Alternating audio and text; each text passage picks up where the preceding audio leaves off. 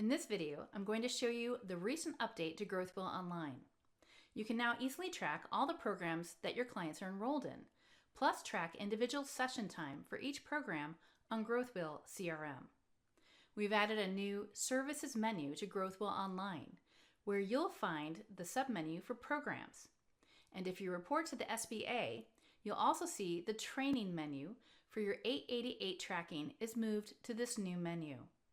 If you head to the new Program submenu, Center managers can now create a list of programs with names and their start date.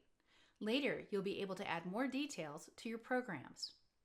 Once managers have created a list of programs, advisors will be able to select a program for each interaction to do time tracking per program.